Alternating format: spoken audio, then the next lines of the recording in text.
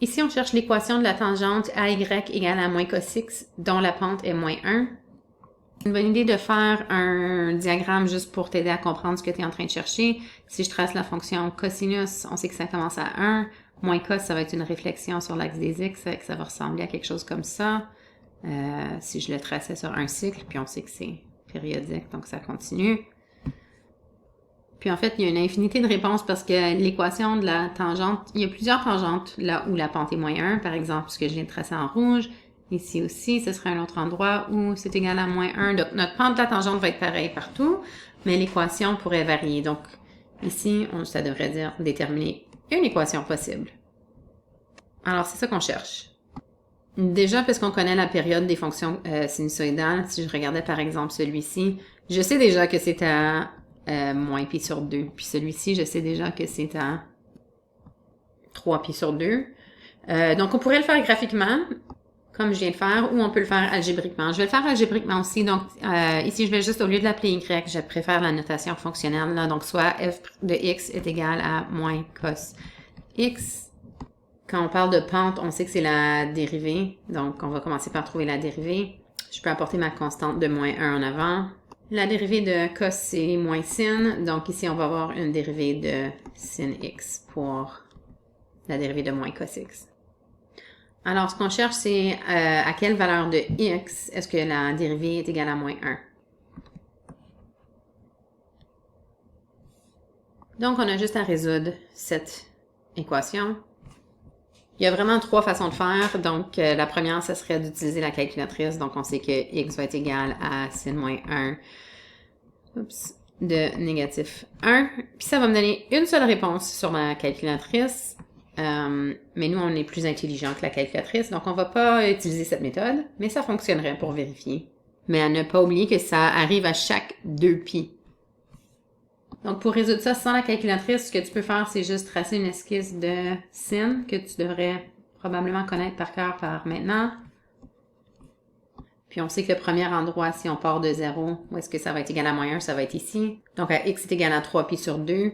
Et puis, ça va être à chaque cycle, que ce soit à droite ou à gauche.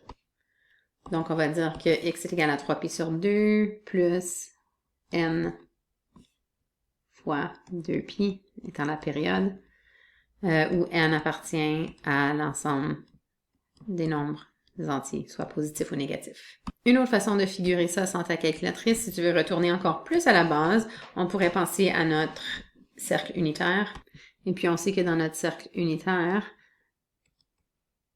la valeur de sin c'est l'opposé, qui est cette hauteur-là. Donc ce serait l'ordonnée de ces coordonnées ici. Alors, à quel moment dans le cercle unitaire est-ce que la valeur de sin est égale à moins 1? C'est la valeur de y, donc c'est ici. Et puis ça, c'est à 3/4 de notre période.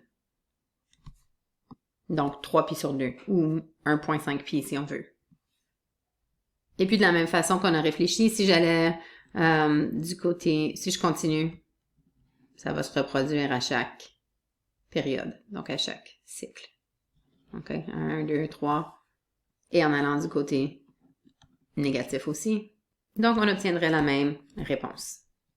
Personnellement, je préfère le figurer à partir du graphique. Je trouve ça plus facile, mais c'est la même chose. Notre graphique vient, en fait, du cercle unitaire. Donc, dans la question, on cherchait l'équation de la tangente. Donc, on a trouvé, tu peux choisir n'importe quelle des valeurs que tu as trouvées. Probablement qu'on va choisir la première ici. Ça sera probablement la réponse du manuel, mais il y a une infinité de réponses possibles. Donc, on va choisir cette valeur-ci. Ça, c'est un endroit sur ma fonction où est-ce que la pente est égale à moins 1. Puis, vous voyez, on l'avait fait juste graphiquement. On l'avait déjà déterminé en traçant le graphique de moins cos. Donc, c'est toujours plus facile avec nos fonctions sinusoïdales. Elles sont tellement faciles à tracer. Donc, c'est tellement plus facile de le faire juste direct d'ici. Alors, on sait que l'équation de la droite, si on choisit celle-ci, c'est y égale à moins 1x plus b quand x est égal à 3pi sur 2. Donc, tu vas substituer ça dans ton équation. On peut évaluer, donc moins cos de 3pi sur 2.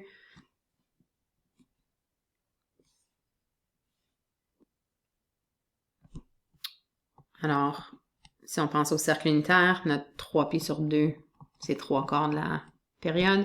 Donc, on est rendu ici. Cos, c'est la valeur de x, donc c'est 0. Qu'on peut déterminer aussi juste en regardant le graphique. Là, c'est pas mal clair que c'est à 0, mais on peut aussi le démontrer algébriquement. Alors, on va remplacer ça dans l'équation, puis on va trouver donc que b va être égal à 3π sur 2 aussi.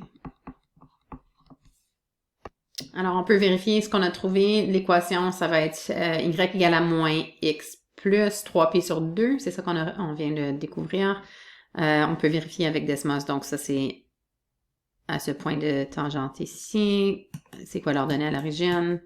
4,71 qui est, si tu peux vérifier, c'est environ 3π sur 2.